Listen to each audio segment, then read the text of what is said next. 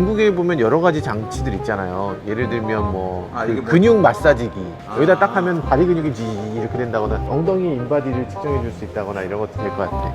인바디 기기가 되지 않습니까? 원래 이런 거 하세요? 저요? 아 그래요? 네, 안녕하세요. 모카 김한영입니다. 제가 나와 있는 곳은 볼보 매장이에요. 중국에 있는 볼보 매장인데 여기까지 나와 있는 이유는 바로 이 차 때문입니다. EM90을 만나보기 위해서죠. 와, EM90 럭셔리카의 정말 끝판왕이라고 하는데, 중국에서 나온 럭셔리카, 뭐 럭셔리 해봤자지 라고 생각하신다면 아닙니다. 엄청난 자동차예요. 그리고 우리나라에도 곧 판매할 가능성이 굉장히 높습니다. 왜냐하면 지금 인천공항 제1터미널 가면 이 차가 전시돼 있어요. 야, 이러면 거의 출시 확정 아닙니까? 네, 출시를 코앞에 두고 있다고 하는데, 이 EM90 어떤 자동차인지 끝까지 함께 살펴보시죠.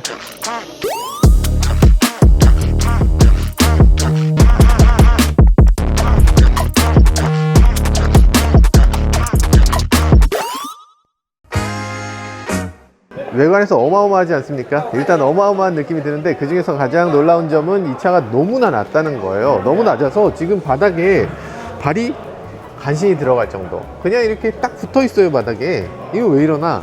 승하차 할 때 편하게 하기 위해서 이렇게 차체를 낮추는 기능이 있다고 합니다. 근데 낮아도 너무 낮아요.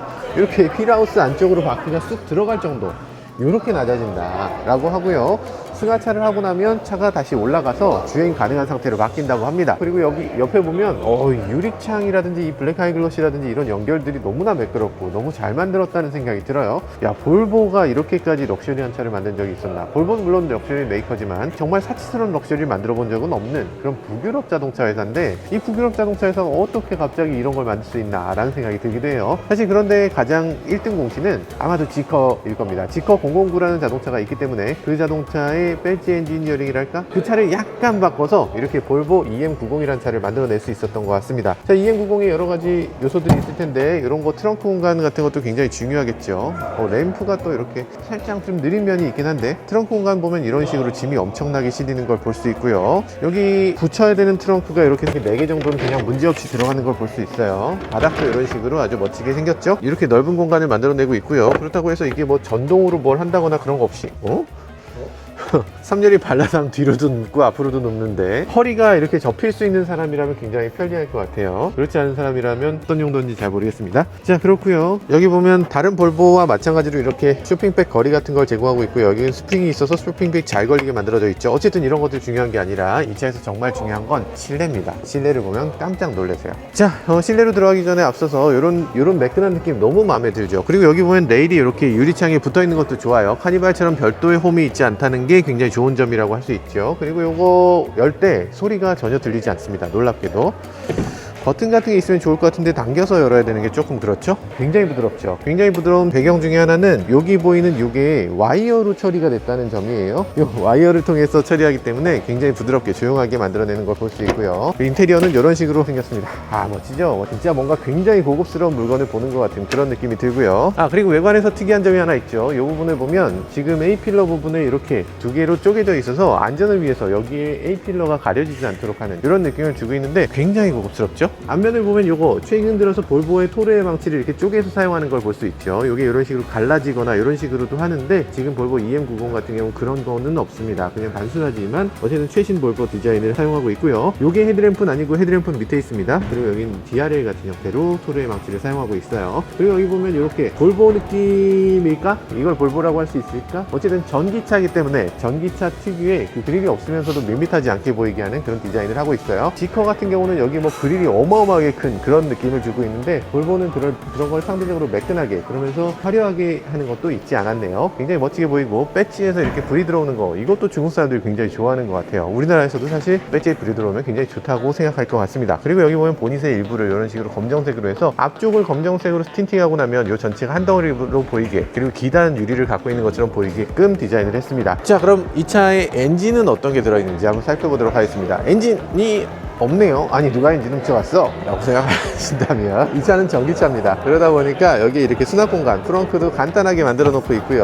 이 차의 배터리는 116kWh 배터리가 들어있다고 합니다. 116kWh면 큰 거긴 한데, 그런데 정말 크다고 할 순 없죠. 이 차 크기에 비하면 116이면 뭐 보통이네 이런 느낌입니다. 주행 가는 거리는 700km 정도 된다고 해요. 근데 우리나라에 들어오면 거기서 한 30% 빼야 되니까 한 500km 정도 주행할 수 있을 걸로 예상됩니다. 야, 이 정도 덩치의 차가 500km 간다면 그것도 꽤 멋질 것 같네요. 그 배터리는 어딨냐? 배터리는 바닥에다 깔아놨고요. 이 배터리를 넣고도 굉장히 낮은 모습을 보여주네요. 배터리 팩이 이 안에 들어있는데 이 정도라면 꽤 낮거든요. 그리고 기본적으로 플랫폼을 굉장히 잘 만들었다는 생각이 들어요. 이거 SEA 플랫폼이라고 하는 G컵 플랫폼 있잖아요. 이거 볼보에도 사용되고, 이제 이 SEA가 뭐 링크앤코라든지 폴스타라든지 이런 자동차에 다 사용되는 그런 플랫폼인데, 이 SEA 플랫폼이 굉장히 잘 나와서 아마 이 차에도 적용되고, G컵에서 가장 작은 G컵 X라는 차에도 적용되고, 그리고 우리가 곧 만나게 될 르노 코리아의 자동차도 지금은 CMA지만 곧 SEA 플랫폼의 자동차도 내놓게 될 걸로 예상됩니다.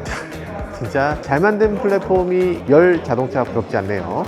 이게 너무 개드립인데? 자, 아무튼 SEA 플랫폼 생각보다 여러 가지로 변형 가능하고 기본기가 되게 충실한 플랫폼인 것 같아요. 자, 그리고 제일 중요한 건 가격일 텐데, 가격은 1억 6천 정도인데, 근데 아마 뭐 이것저것 더 하다 보면 거의 옵션이랑 뭐 이런 거 저런 거 다 하다 보면 2억 정도 되지 않을까, 그런 생각이 들어요. 생각보다 너무 비싸기 때문에, 특히 중국에서 제일 먼저 생산하는 자동차고 중국의 입김이 들어간 자동차라는 걸 감안하면 요거 조금 선 넘는다 이런 느낌이 드는데, 모르겠습니다. 일단 전 세계 시장이 또 어떻게 받아들이게 될지 그건 좀 더 지켜봐야 될 것 같네요. 그리고 앞쪽에 보면 이런 것도 있어요. 전동으로 이렇게 열립니다. 전동으로 이렇게 열려서 여기 중국에 있는 완속 충전을 이쪽에서 하게 돼 있고, 저쪽 편에서 급속 충전을 할 수 있도록 하는 그런 충전 포트를 제공하는데, 전동으로 움직이는 게 진짜 고급스럽죠? 하나는 앞에 있고 하나는 이렇게 뒤에 있어요. 이렇게 급속 충전은 뒤에서 하고 완속 충전은 앞에서 하는 거죠. 이렇게 앞에 하나 뒤에 하나 있으면 그러면 전면 주차해야 되는 상황, 후면 주차해야 되는 상황, 이런 것들 구분해서 할 수 있으니까 나름 편리할 수 있을 것 같네요. 카메라도 보면 이쪽에 360도 서라운드 뷰, 이쪽에는 자율주행을 위한 카메라, 이쪽은 전면을 보는 카메라까지 제공을 하고 있습니다. 그리고 이쪽에 보면 또 별도의 카메라가 있고요. 여기 블랙박스를 위한 카메라, 그리고 위쪽에 보면 어댑티브 크루즈를 위한 카메라를 별도로 제공하고 있어요. 여러 가지로 굉장히 고급스럽게, 정말 안전에도 신경을 쓴 볼보답다라는 생각이 들기도 하고요. 안쪽으로 들어가서 좀 더 살펴보도록 하죠. 뭐 자동문이 있다거나 그런 것은 없는데요. 일단 브레이크를 밟으면 시트가 딱 맞춰지는 걸 볼 수 있네요. D가 들어가? D가 들어가면 앞으로도 가나? 앞으로도 가지 않고, 오늘 전시 모드이기 때문에 이렇게 차가 움직여지진 않습니다. 어쨌든 PR&D 하면서 이걸 여러 가지로 볼 수 있긴 해놨네요. 360도 서라운드 뷰 모니터가 제공이 되고 있고요. 여기에 지금 카드를 올려놔야지 됩니다 이렇게 나오고 있어요. 카드 올려놓으면 자동으로 되고, 그리고 여기는 무선 충전 패드로서 작동도 됩니다. 이렇게 올려놓으면 무선 충전이 되네요. 그리고 이 충전되는 영역이 꽤 넓어서 어디다가 놔도 대충 다 충전이 되는 모습을 보여줍니다. 뭐 잘 만들었는데요. 그리고 또 여기 보면 기어 시프터 같은 경우는 오레포스 스웨덴 해서, 스웨덴의 유명한 쇠공 메이커 오레포스의 기어 시프터를 사용하고 있다라는 걸 보여주고 있고요. 이 안에 있는 요 엠블럼이 공중에 떠 있는 것처럼 세공돼 있어요. 그래서 이 유리가 있으면 유리 가운데가 떠 있어.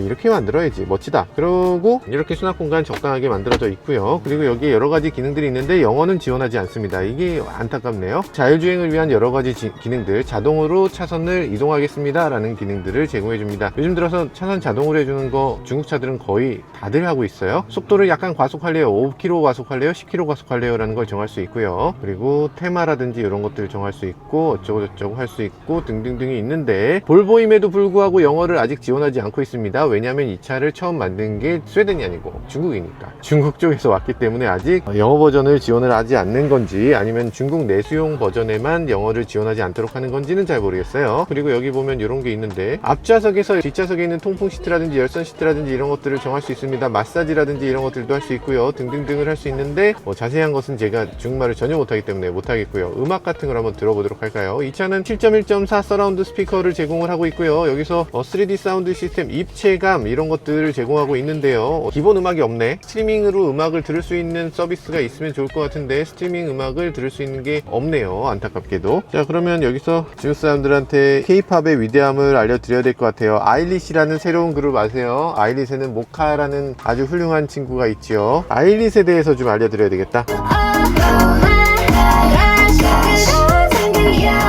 돌비 애트모스를 지원하고요. 돌비 애트모스 7.1.4를 지원합니다. 정말 대단하죠. 요즘 들어서 뭐 당연하다고 할 수 있죠. 이 정도를 지원하는 것도 당연하다. 아침엔 입에 빵을 물고 대단하죠. 일단 사운드가 우리가 생각하는 것보다 한 차원 높습니다. 일단 중국의 자동차들 보면 다 사운드에서 조금 미쳤다는 느낌이 들어요. 실제로 여기 보면 BMW 사운드 시스템을 사용하고 있는데요. 독립형 트위터를 사용하고 있습니다. 트위터 돔을 별도로 뽑아서 이런 식으로 하는 게 BMW의 특징적인 그런 요소 중에 하나죠. 아주 잘 사용하고 있고요. 실제로 근데 센터에 트위터를 놓는다는 게 그렇게 좋은 발상인지 잘 모르겠어요. 약간 양쪽에 이게 두 개 있어야 될 것 같은데 가운데? 저게 맞나? 싶은 생각이 들어요. 어쨌든 가운데도 스피커가 하나 필요하긴 하니까 7.2.4라는 건 아시겠지만 7은 7개의 스피커의 웨이, 이걸 채널을 분리하는 거고요. 1은 서브우퍼, 그리고 4는 위쪽에 있는 스피커입니다. 천장에 있는 스피커가 4개가 필요한데 천장에 4개의 스피커를 적절하게 잘 넣고 있어요. 그래서 음장감 같은 거 영화를 보거나 이럴 때 굉장히 좋을 거라고 예상되고요. 아직 실제로 본 건 아닌데 일단 사운드 들어봤을 때 사운드는 굉장히 좋습니다. 훌륭하네요. 그리고 여기서 보면 이런 거 요즘 전자적으로 많이 바뀌는데 전자적으로 바뀌지 않고 그냥 버튼식으로 해놨어요. 요건 여기 락도 별도로 없기 때문에 여기다 뭐 귀한 것들을 넣어놓는다거나 이런 것들은 좀 안 되겠네요. 그리고 여기 보면 재밌는 부분이 하나 있는데 여기 있는 부분과 여기 있는 부분 두 개를 연결해야 되는 상황에서 보통 이렇게 스웨덴 마크를 집어넣게 됩니다. 볼보가 아주 재밌는 부분이죠. 그리고 공조장치 같은 경우는 이런 식으로 생겼는데요. 공조장치의 바람 방향을 이런 식으로 바꿀 수가 있습니다. 바람 방향 이렇게 바꿀 수 있는데 약간 테슬라 같으면 이게 두 방향으로 분리가 되는데 이게 두 방향 분리가 안 되네요. 아무튼 뭐 이렇게 돼 있어서 바람을 이렇게 조절할 수 있다. 일단 계기판 같은 게 굉장히 작은 계기판을 갖고 있는데 계기판이 작을 뿐 아니라 옆으로 봤을 때 시야각이 너무 작아요. 이 부분은 시야각이 굉장히 큰데 요건 시야각이 이렇게 작은 계기판을 썼다는 게 조금 이해가 안 되네요. 여러분들이 보면 잘 안 보이시죠? 제가 봤을 때 굉장히 잘 보이거든요. 왜 볼보가 이걸 이렇게 썼을까 하는 생각이 살짝 들긴 합니다. 어쨌든 리모컨이라든지 이런 거 볼보의 그 느낌으로 굉장히 익숙하게 다가오고요. 그리고 버튼이라든지 이런 것들 다 볼보 스타일의 형식으로 만들어져 있네요. 여기 보면 슬라이딩 도어를 통해서 이렇게 문을 열거나 닫거나 하는 것들이 제공되고요. 그리고 여기 보면 이런 식으로 터치 형태로 만들어져 있습니다. 이건 볼보답지 않은 그런 요소라고 할 수 있죠. 자, 뒷좌석으로 넘어가서 이 차의 정말 중요한 부분인 뒷좌석을 살펴보도록 하겠습니다. 자, 뒷좌석을 보면요 굉장히 특이한 부분이 많이 있어요. 예를 들면 이런 거죠. 이렇게 보면 여기 도어에 예쁘지 않습니까? 도어 자체가 너무 예쁘지 않아요? 도어 트림이 너무 멋지죠. 너무 멋진데다가 요거 이렇게 들어가면 아이고, 스피커 같은 경우는 지금 앞좌석에 헤드레스트에도 스피커가 있습니다. 이 스피커가 헤드레스트에서 때려주기 위한 스피커인지 뒷좌석을 위한 사람 스피커인지를 모르겠어요. 어쨌든 여기에 별도의 스피커가 달려있다라는 거고요. 그리고 옆에 보면 이렇게 시계가 있습니다. 아니, 자동차에 시계가 뭐가 필요해? 라고 생각할 수 있지만 사실은 이건 시계가 아니고요. 리모컨입니다. 평소엔 시계처럼 보여지다가 여기서 온도를 조절해서 온도 조절하는 리모컨, 그리고 올려서 바람의 양을 조절하는 리모컨, 또 올려서 이렇게 바람의 방향을 조절하는 리모컨, 머리로 나오게 할 거냐 아니면 뭐 위에서 뿌려지게 할 거냐 아니면 바로 머리에다 쏠 거냐 이런 것들을 정하는 거예요. 여기 위쪽에 있는 이런 벤트가 있는데 이 벤트에서 바람을 실제로 조절하지 않고도 머리에 있는 벤트를 이렇게 바람의 방향을 통해서 이렇게 조절하도록 되어 있습니다. 여기도 마찬가지예요. 테슬라 이후로 많은 메이커들이 다 이런 식으로 에어 벤트를 조절하지 않는 방식으로 선택하고 있죠. 여기 보면 앰비언트 라이트가 길게 뻗어가고 있는데 이것도 굉장히 멋진 부분이고요. 그리고 또 여기 보면 굉장히 재밌는 게 있습니다. 이게 화이트 애쉬라고 하는 이 우드를 적극적으로 사용하고 있는데 이 화이트 애쉬를 옆에도 사용하고 있어서 이 빛이 마치 화이트 애쉬를 뚫고 나오는 것 같은 효과를 주고 있어요. 그래서 여기서 보면 터치되는 그런 윈도우 스위치를 갖고 있습니다. 너무 멋지죠. 일단 이 윈도우의 크기가 어마어마하기 때문에 대단한 느낌이 들어요. 그리고 지금 프라이버시 글래스로 이렇게 틴팅이 애초에 돼 있고요. 그리고 이중 접합률이기 때문에 여기서 방음 효과도 꽤 기대할 수가 있어요. 그리고 여기서 왼쪽에서 이렇게 눌러서 오른쪽에 있는 창도 조절할 수 있도록 되어 있습니다. 양쪽 창을 다 조절하고 그리고 선루프까지 조절할 수 있도록 만들어져 있어요. 물론 이건 진짜 선루프는 아니고요. 선스크린이긴 합니다. 여긴 글래스 루프니까요. 그리고 또 여기서 이런 것도 아주 재밌는 부분이죠. 요거 이렇게 누르면 스크린이 내려오는데 스크린도 굉장히 멋집니다. 스크린에서 여러가지 영상도 볼 수 있고요. 큰 스크린 그리고 와이드 스크린이기 때문에 영상을 꽉 채워서 볼 수 있는 그런 큰 장점이 있어요. 7.1.4의 서라운드 스피커를 같이 이용한다면 굉장히 마음에 들겠죠. 그리고 옆에 보면 이런 것들도 있습니다. 물을 넣을 수 있는 수납 공간인데요. 고급차이기 때문에 이런 것들 제공돼야 되고요. 여기는 60W까지 지원하는 USB-C 포트가 제공되고 있습니다. 그래서 수납 공간 같은 거 마음에 들고, 그리고 또 이런 곳에도 보면 이런 식의 작은 수납 공간이 제공되고 있어요. HDMI 포트가 있어서 여기다 꽂아서 이 디스플레이 나오게도 할 수 있죠. 여기 수납 공간이 아주 조그맣게 있는데 이런 것들을 어떻게 사용하면 좋을까요? 여기다가 구글 크롬캐스트라든지 애플 TV라든지 이런 것들을 하기 위한 그런 작은 장치를 여기서 HDMI로 연결하고 USB로 연결하면 여기다 넣고 그냥 평소에 자기가 사용하는 뭐 파이어 TV라든지 크롬캐스트라든지 이런 것들을 그대로 사용할 수 있게 되는 겁니다. 그러면 디즈니 플러스라든지 등등등 계속 업데이트되는 것에 맞춰서 계속 업그레이드를 할 수 있겠죠. 그런 모듈을 사용할 수 있는 아주 적절한 공간을 제공하고 있고요. 밑에는 수납을 더 할 수 있는 그런 공간을 제공합니다. 근데 기본적으로 시트가 너무 너무 편해. 너무 편하기 때문에 얼마나 좋은지를 또 보여드려야 되겠네요. 이쪽으로 넘어가서 보여드리도록 하겠습니다. 버튼을 누르면 이렇게 됩니다. 이 조수석을 앞으로 젖히면서 뒷좌석은 이렇게 넘어가요. 좋아. 이런 식으로 제쳐지고요. 그리고 이 차에 있는 여러 가지 기능들은 여기 음성인식 버튼을 눌러서 바로 작동하도록 합니다. 그래서 버튼을 눌러서 야 온도 좀 따뜻하게 해줘, 야 시원하게 해줘, 이런 것들을 하는 거죠. 좋지 않습니까? 와, 리모컨 버튼이 이런 데 있어서 너무 좋고요. 요걸 이렇게 닫아서 이렇게 열어서 이렇게 편하게 되고, 그리고 여기 보면 다이얼이 하나 있어요. 이 다이얼은 뭐냐면 마사지입니다. 마사지 기능이 사실 굉장히 사용하기 힘들거든요. 많은 자동차에 있지만 메뉴 안에 들어가야 돼요. 너무 불편해. 다이얼을 돌리면 바로 작동되는 이런 마사지 기능이 있어야죠. 사실 마사지 시트에 돈을 얼마나 쓰는데 그렇게 사용하기 힘들게 만들어. 좀 이해가 안 되는 부분이었고요. 마사지 느낌은 약간 일반적인 자동차보다는 훨씬 좋아. 근데 어저께 저희가 메가하고 비교했을 땐 조금 부족한 것 같아요. 약간 힘이 조금 약한 것 같은 그런 느낌이 드는 게 조금 아쉬운 지점이긴 합니다. 그리고 또 차체를 이렇게 버튼 하나 누르면 다시 원상대로 올라와요. 그리고 나면 여기서 사용할 수 있는 게 있겠죠. 뭐냐면 바로 이런 겁니다.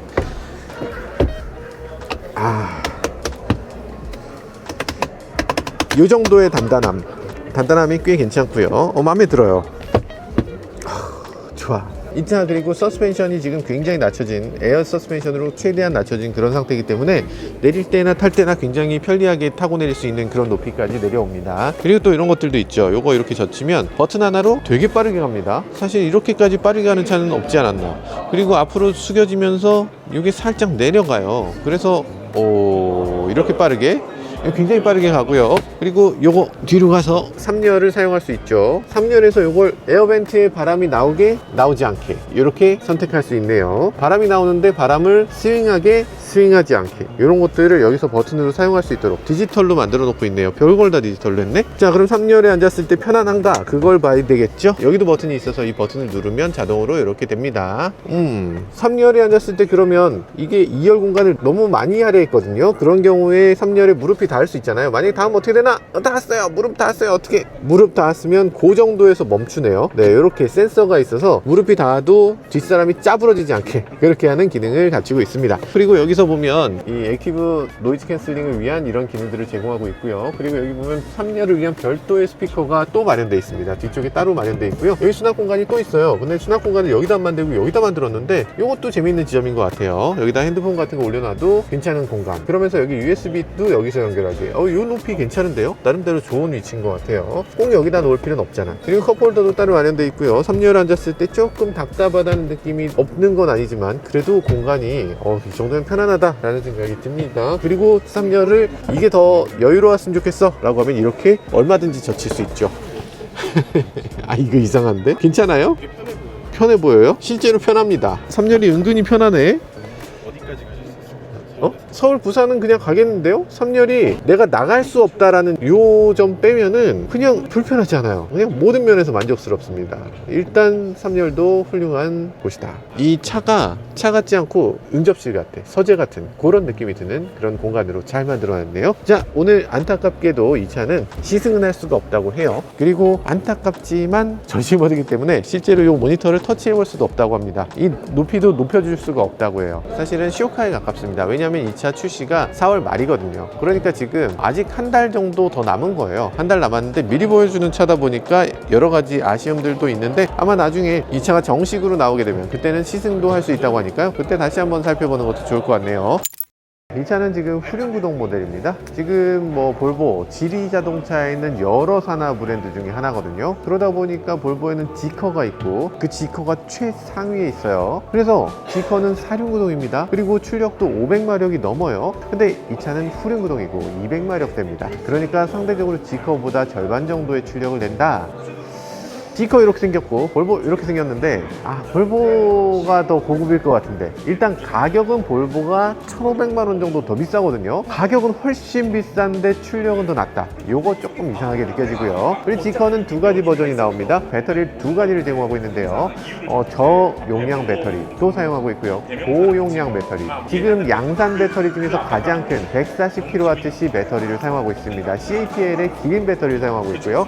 CATL의 NCM 배터리 배터리, 일반적인 NCM 배터리를 사용한 버전도 있습니다. 이 두 가지 버전 제공하는데 볼보에서는 똑같은 배터리팩 사이즈에서 배터리팩이 조금 더 작은 게 들어가요. 그래서 배터리 용량도 좀 더 작고 출력도 좀 더 작고 여러 가지 면에서 G커보다 조금씩 못하게 만들었다. 그렇지만 인테리어는 훨씬 좋죠. 인테리어 G커 이렇게 생겼고요. 볼보는 이렇게 생겼습니다. 훨씬 고급스럽죠. 어쨌든 여기 있는 요소들을 보면 여기에 시계 달려 있는 거, 여기에 버튼 있는 거 이런 것들 보면 거의 똑같죠. 거의 똑같다는 면에서 이거 우리나라 사람들이 볼보를 더 좋아할지 G커를 더 좋아할지 이거 살짝 모르겠습니다. 외관에서는 사실 명확하게 G커보단 볼보 더 좋아하는 사람들이 많을 것 같아요. 자, 그런 생각이 들고요. 그리고 여기 이 차에서 특별한 부분이 몇 가지 있는데요. 볼보는 안전이잖아요. 그러다 보니까 이 차의 측면에 보여지는 이 아래쪽에 배터리팩 옆으로 이 10개의 구조물을 가지고서 차체를 보여주는 알루미늄의 락커 패널을 갖고 있습니다. 그러다 보니까 측면 충돌이 왔을 때 배터리팩이 손상되지 않도록 하는 그런 안전장치가 이 밑에 자리 잡고 있고요. 그리고 이 뒤쪽에 이 휠하우스부터 시작해서 이 전체를 한 덩어리로 만들어냈습니다. 한 덩어리로 기가 캐스팅으로 찍어내는데요. 사실 기가 캐스팅이라고 하기 조금 부족한 게 7200톤이라고 해요. 보통 기가 캐스팅이라고 얘기하면 한 1000톤에 가까운 자동차들을 기가 캐스팅이라고 하는데, 어쨌든 뒤쪽에 있는 프레임 전체를 이렇게 휠하우스 양쪽 그리고 가운데 있는 프레임 이 전체를 한 번에 찍어서 만드니까 그만큼 뒤쪽의 안정성도 뛰어나고 더 생산성도 우수해진다는 그런 장점을 갖고 있습니다. 사실 테슬라가 처음으로 했죠. 그러고 났는데 중국 자동차 회사들 어떻게 보면 약간 컨닝을 한달까 그런 느낌이 들지만, 어쨌든 잘 만든 건 그대로 똑같이 하면 되지 않냐 라는 게 중국 사람들의 생각인 것 같아요. 그래서 기가 캐스팅이라는 게 테슬라만의 전유물이 아니고 이런 많은 메이커들이 그냥 그대로 따라가고 있습니다. 안전을 위해서는 사실